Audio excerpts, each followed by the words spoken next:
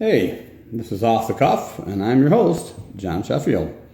I'm going to try to keep my irritation and anger and ire down today, and I'm also going to really try to watch my language on this one because I got to say, Governor Chris Christie, you really finally managed to get under my skin. Recently, again, being quoted that you'd like to, on the national level, punch the teachers' unions right in the face because they deserve it. We're responsible for the destruction of education in this country. Well, bull roar, Mr. Christie. The responsibility for the supposed destruction of education in this country certainly doesn't lie with the teachers nor the unions or the people that work with the children on a day-to-day basis where the rubber hits the road.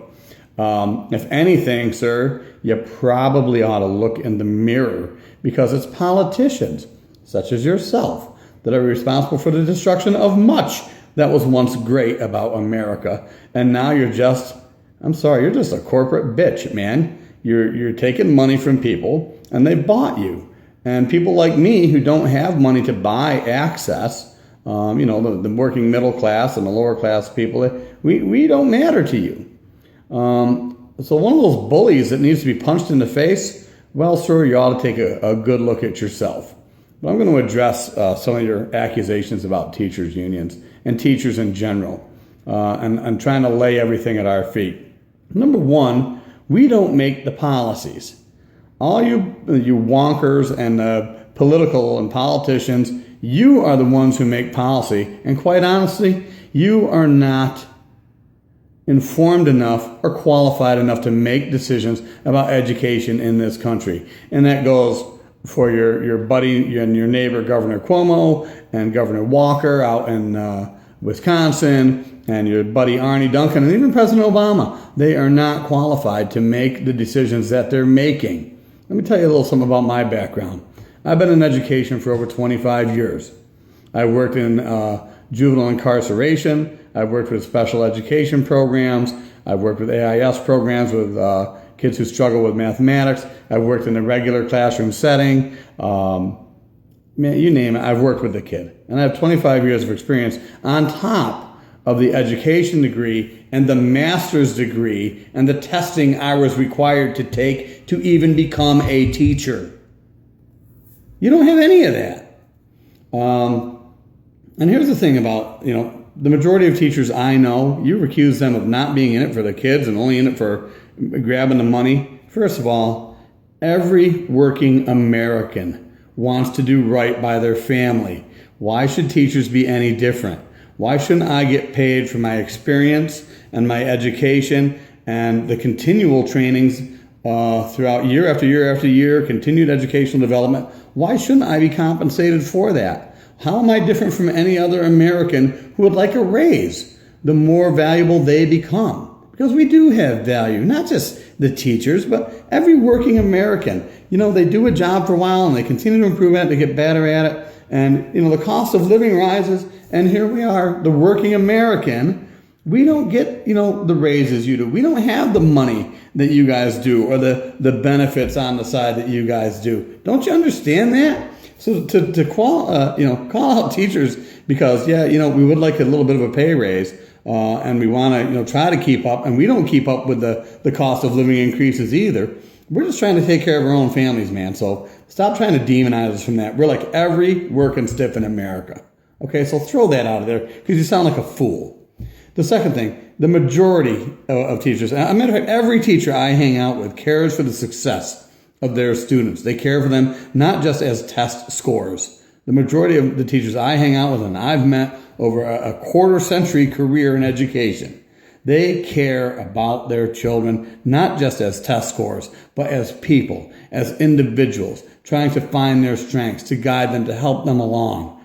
We do so much more than just teach curriculum, and you just don't get it. How many times have you had to call social services hotline for a child being neglected, Mr. Christie? Well, I got news for you. Some of us in the field have had to make that call, and it's heart-wrenching. How many times, Mr. Christie, have you had to open your desk drawer in your cushy office to feed a kid who came from a home who didn't have breakfast? I got news for you. Myself and several like me do that on a regular basis. How many times, Mr. Christie, have you opened your wallet to buy school supplies and supply kids in an impoverished district on a regular basis? because they come from homes who can't do it.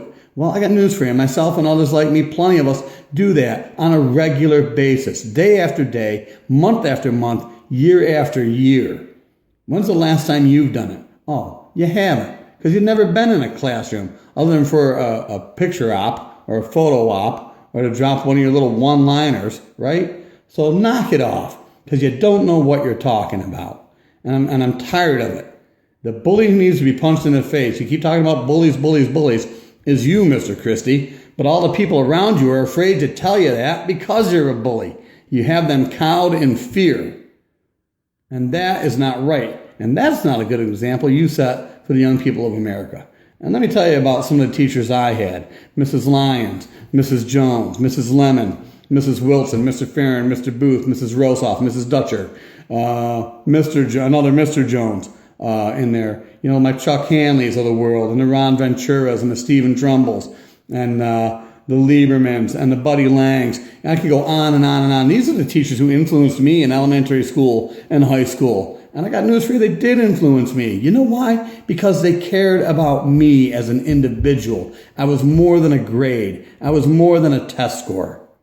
And you talk about, the education in our country is declining based on manipulated PISA data. Well, maybe you ought to read all the data documentation that comes with the PISA scores, and where it specifically says PISA is not the be-all and end-all. PISA itself recognizes that.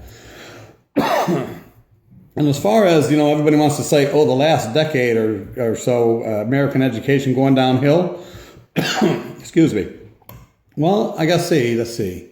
Oh, maybe that's because we had No Child Left Behind starting in the year 2000 with young George Bush, and that didn't work. But that's what we were stuck doing because we did what we were told. You want to blame teachers and the unions, but the bottom line is we have done what we're told, and we have followed regulations and policies that are set up here by people who don't know what happens down here where the rubber hits the road in the classroom. So if indeed American education is on the decline, look no further than your own policies in New Jersey and the policies you have supported that have come from Washington, D.C. in the form of No Child Left Behind and Race to the Top, and now this Common Core crap that has been jammed down the throats of teachers and public and community and kids. The people that are failing the kids are the politicians like you who don't know what you're doing. Now, I apologize, this is a little bit lengthier video, but I also want to share something else. In the 24 years I have been in my current school district, I've gone through half a dozen superintendents. I have worked with over 40 administrators, either assistant principals or principals, at my building. I've been in one building. And they don't go because they're fired. They go because they all move around. They want to keep climbing the ladder, and new people come in. You know the only consistent in the lives of my children in my school? It's us, the teachers. And you know what? We've had their parents in a lot of cases. You've been around as long as I have. I've had parents of some of the kids I have now. And I have a fairly decent relationship with most of the parents.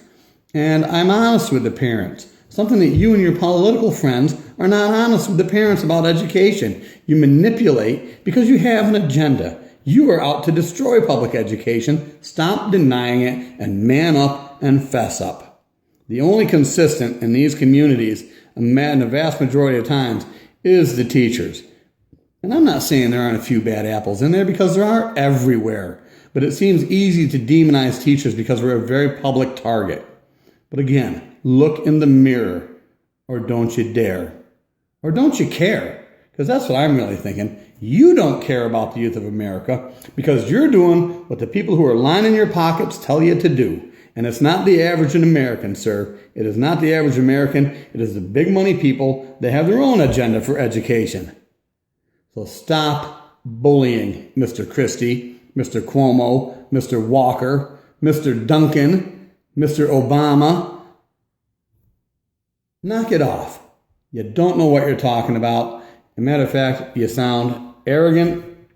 And I just want to close, and I'm sorry to sound this way. I'm not probably a good example, so I'll say it as a flowery, nice manner as possible. First of all, Mr. Christie, here I am. You want to punch me in the face? Here I am. But you better be able to take a punch as well. John Sheffield, Oswego, New York. I'd love to have you over for dinner sometime. Maybe we can have a civilized talk. But the way you talk, you want to reach across the table and punch me in the face. Well, here I am. I'm not hiding. I'm not hiding from Governor Cuomo either. I'm not hiding from anybody. Come talk to me about education. I have teachers who would love to talk to you about education, but they're never asked. But right now, just shut up, man. Because you sound like just an anal orifice. I guess that's the politest way I can say it. And that's how you're acting. And by God, that's not what our country is about. We're supposed to be able to have civil discourse. So why don't you try that for a change? Have a great day.